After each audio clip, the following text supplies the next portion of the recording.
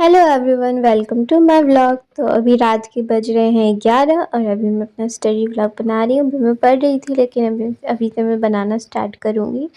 तो आज मैं पढ़ रही हूँ पहले वोकेबलरी, क्योंकि मैंने दिन में पढ़ा था ज्योमेट्री के। मैंने तीन से चार क्लासेस किए थे दिन में। फिर उसके बाद मैंने रानी मैम का, मेरा ग्रामर हो चुका है तो रानी मैम का मैंने प्रैक्टिस बैच स्टार्ट किया है कल से देखना। तो कल मैंने लेक्चर नंबर 1 देखा है। फिर उसके बाद मैंने वोकेबलरी पढ़ा, बुक से भी पढ़ा। वोकेबलरी में मैंने समुद्र मंथन बैच का नोट्स बनाया हुआ है। तो काफ़ी वर्ड्स मुझे याद नहीं हो रहे थे, तो मैंने एक ये किया कि नोट्स तो मेरे ऑलरेडी बने हुए, तो मैम के मैं सोच रही हूँ लेक्चर में दोबारा से देख लूँ 2x पे या फिर 2.5 पे। तो मुझे वो वर्ड्स के थोड़े निमोनिक्स याद हो जाएंगे ना, तो अच्छे से वर्ड्स याद हो जाएंगे। और मैं PYQ बुक से भी वोकेबलरी कर रही हूँ, मतलब ये दोनों चीज़ मैं करूँगी वोकेबलरी। और मैंने कोई ब्लैक बुक नहीं लिया और मैं नहीं लूँगी ब्लैक बुक, क्योंकि ब्लैक बुक में भी अगर लेते हैं तो उसमें सब कुछ नहीं पढ़ना होता है, मोस्ट इम्पॉर्टेंट ही पढ़ना होता है। वो मैम ऑलरेडी पढ़ा रही है, तो मैं वहीं से मैम से कोर्स से ही करूँगी सारा वोकेबलरी, क्योंकि हो जाएगा हमारा कवर। क्योंकि टीचर पे भी भरोसा करना चाहिए, क्योंकि वो जब बोल रही है कि 90% तो आ ही जाता है यहाँ से, जहाँ से मैम पढ़ा रही है जो मैम कंटेंट, तो उतना भी करेंगे तो काफ़ी ज़्यादा रहेगा। क्योंकि बहुत सारे वर्ड्स तो कर लेते हैं हम भी, लेकिन याद नहीं रहता है इस वजह से। तो इसके बाद मैं पढ़ी थी तो ज्योमेट्री के फिर से 2 मैंने क्लासेस किए थे। ज्योमेट्री अभी मुझे मैथ्स कंप्लीट करना है ना, तो मैं ऐसे पढ़ रही हूँ कि कोई सब्जेक्ट, जैसे मैं मैथ्स से ही स्टार्ट करती हूँ। पहले मैथ्स के सुबह में पहले मैथ्स पढ़ लेती हूँ, तो मुझे एक रिलैक्सेशन रहता है कि हाँ मैंने मैथ्स पढ़ा है आज। तो फिर बाकी सब्जेक्ट मैं फिर इंग्लिश पढ़ लेती हूँ। फिर उसके बाद मैं फिर मैथ्स पढ़ लेती हूँ, फिर 1-2 क्लास मैथ्स की कर लेती हूँ। फिर उसके बाद मैं मैथ्स, फिर इंग्लिश, फिर पॉलिटी, ऐसे मतलब मैथ्स बीच बीच में मैथ्स घुसा देती हूँ। तो मेरा मैथ्स का सिलेबस जल्दी कंप्लीट हो जाएगा। मैं बहुत ज़्यादा लगातार 5-6 घंटे नहीं पढ़ सकती मैथ्स, क्योंकि मैं बोर हो जाती हूँ। बोर मीन्स क्या हो जाते हैं, पहले कंसेप्ट समझ आने लग जाता है और जैसे मैं 2 लेक्चर या 3 लेक्चर के ऊपर जाती हूँ तो फिर वो दिमाग से उड़ने लग जाता है, तो फिर मैं उसमें सब्जेक्ट चेंज कर देती हूँ और 1-2 घंटे दूसरे सब्जेक्ट पढ़ती हूँ, फिर वापस से ज्योमेट्री पढ़ती हूँ, तो फिर समझ आने लग जाता है। इस टाइप से पढ़ रही हूँ आजकल मैं, क्योंकि सिलेबस भी कंप्लीट करना है और मैथ्स पढ़ना बहुत है, लेकिन एक टाइम पे बहुत ज़्यादा लेक्चर नहीं देख सकते ना, बोर हो जाएंगे। इस वजह से मैं ब्रेक्स में बांट दिया है मैंने। और काफ़ी लोग बोल रहे थे कि मेरा कितना टाइम हुआ, तो मैंने बताया था कि मेरा अभी 6 to 7 मंथ, मतलब इस महीने को मिला के 7 मंथ हो जाएगा प्रिपरेशन के। और मैंने स्टार्ट कर दिया था, मेरा जैसे ही कॉलेज ख़त्म हुआ वैसे ही मैंने, मतलब तुरंत तो नहीं स्टार्ट किया था। 1 महीना में ब्रेक हो गया था, 1 महीने हम घूमने चले गए थे। फिर उसके बाद जब मैंने जुलाई में ये सारी चीज़ें देखी, तो जुलाई में मैंने कोर्स परचेज़ किया था, बट जुलाई में मैं नहीं पढ़ पाई थी। उसका भी रीज़न है, उसका भी मैं बताऊँगी आप लोगों को। फिर मतलब थोड़ा-थोड़ा स्टार्ट कर दिया था, लेकिन मुझे समझ नहीं आ रहा था कि मुझे पढ़ना किस तरीके से। तो अगस्त में फाइनली मेरा सब कुछ सही हुआ, फिर अगस्त अगस्त से मैं अच्छे से पढ़ना स्टार्ट किया। तो अगस्त से ही मैं काउंट करती हूँ, क्योंकि जुलाई वेस्ट ही गया है मेरा। और आप लोग बताओ कि आप लोग कैसी पढ़ाई चल रही है? ऐसी बात नहीं है, जैसे काफ़ी लोग बोलते हैं कि मेरे 70% ही है 12th में, तो हम कैसे तैयारी करें, हम हिंदी मीडियम से, तो हम इंग्लिश कैसे पढ़ें? कुछ भी पॉसिबल है, कुछ भी पॉसिबल है। आप अपने आप को कहो, किसी भी टॉपर बच्चे से कंपेयर मत कीजिए। वैसे भी यहाँ गवर्नमेंट एग्ज़ाम में हार्ड वर्किंग प्लस लक, ये दोनों चीज़ें चलती है। जब तक आप हार्ड वर्क नहीं करेंगे तब तक आपका लक काम नहीं करेगा। तो पास्ट में जो भी हुआ उस चीज़ को हम भूल करके अभी अपने प्रेजेंट पे और फ्यूचर पे ध्यान देंगे तो ज़्यादा बेटर रहेगा।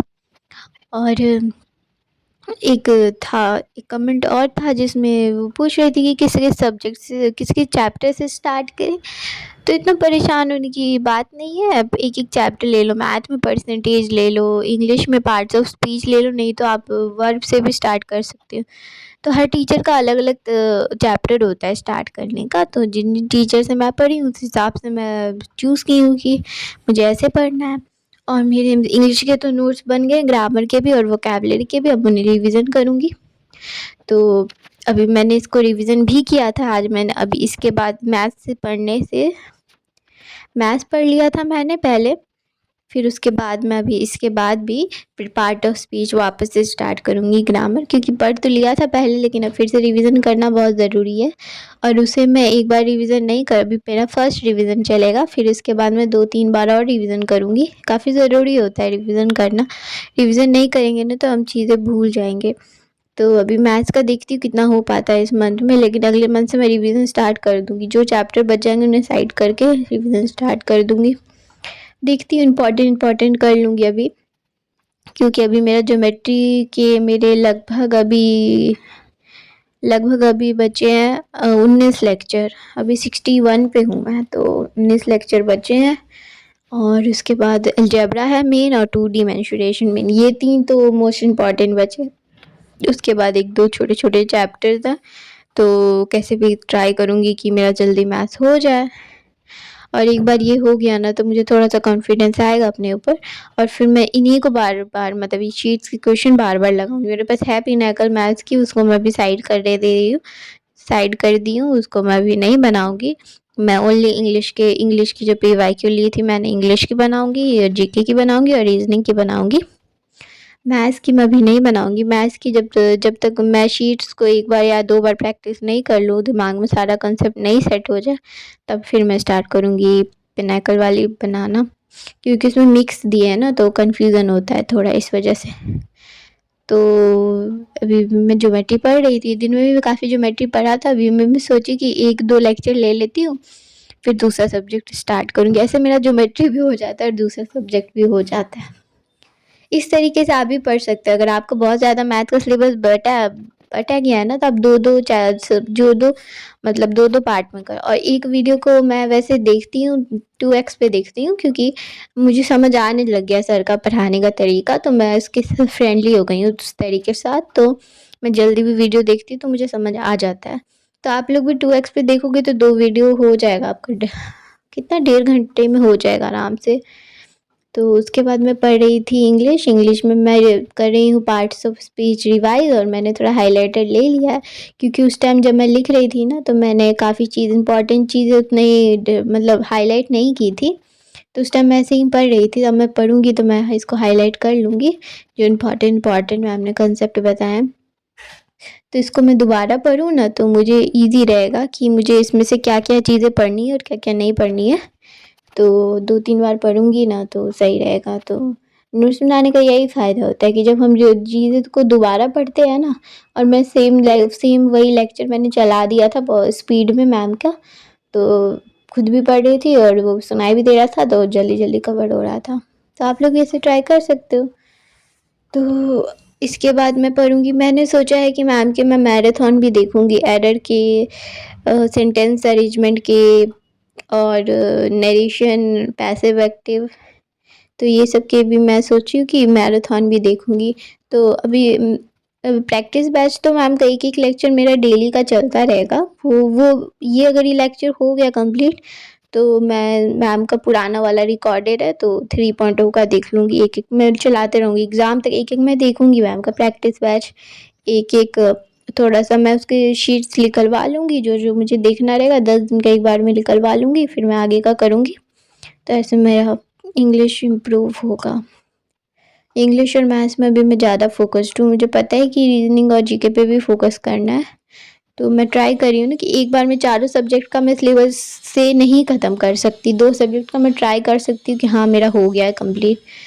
तो इस मंथ में था इंग्लिश और जीके, इंग्लिश और मैथ्स का, तो इंग्लिश का तो हो चुका है, मैथ्स का अब ट्राई कर रही हूँ कि मैथ्स का भी हो जाए। तो अगले मंथ से मैं 1-1 शॉट देखूँगी रीज़निंग का, अगले मंथ में बस रीज़निंग कंप्लीट करना है 1-1 शॉट देख कर के। और जीके का तो मैं बता नहीं सकती, जितना मुझे याद हो जाएगा, जितना मुझे मतलब समझ आएगा मैं उतना पढ़ पाऊँगी, उतना पढ़ूँगी, उतना ट्राई करूँगी कि जीके में भी मैं पढ़ लूँ अच्छे से। तो आप लोग बताना कि आप लोग की पढ़ाई कैसी चल रही है? मेरी तो चल रही है, बस सिलेबस होने वाला है, और मैंने अभी टेक्स्ट बुक का भी लिया है, अभी परचेज़ किया है टेस्ट, तो अभी मैं स्टार्ट करूँगी मार्च से। और फिर मैंने अभी पहले सोचा है कि फुल मार्क तो मैं दूँगी ही, लेकिन उसके साथ मैं सेक्शनल मार्क ज़्यादा दूँगी अभी स्टार्टिंग में, क्योंकि हर एक सब्जेक्ट को मुझे अभी स्ट्रॉन्ग बनाना है। इंग्लिश हुआ, वो रीज़निंग हुआ, या मैथ्स हुआ, या जीके हुआ, तो धीरे धीरे समझ आएगा, तो फिर मैं टेस्ट देना भी स्टार्ट कर दूँगी। मतलब बस एग्ज़ाम से पहले मुझे हाँ 100 टेस्ट तो देना है, ऐसा मैंने सोचा है लगभग, क्योंकि मुझे डेली दूँगी टेस्ट, डेली दूँगी और एक नोटबुक बनाऊँगी जिसमें मुझसे जो गलती होगी उसे लिख दूँगी।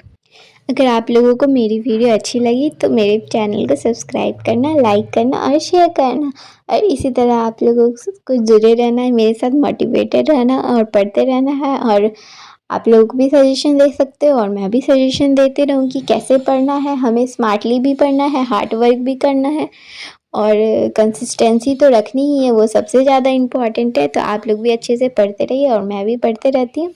और पढ़ते-पढ़ते हो गई थी, सुबह के 4 बजने वाले थे, उसके बाद मैं थोड़ी थक गई थी, तो उसके बाद मैं चली गई थोड़ा रेस्ट करने। तो दिन का भी व्लॉग डालने की मैं कोशिश करूँगी ज़रूर, अभी मैं रात-रात का ही डाल रही हूँ। तो आप लोग भी बताना कि पढ़ाई कैसी चल रही है, एंड आप लोग प्लीज़ कमेंट करके बताना कि किन लोगों का इंग्लिश का सिलेबस पूरा हो गया या कितना बचा है। और थैंक यू फॉर वॉचिंग। और आप लोगों को जीके की नोट्स बनाने की ज़रूरत नहीं है, मैथ्स और इंग्लिश की बना सकते हैं। And bye bye.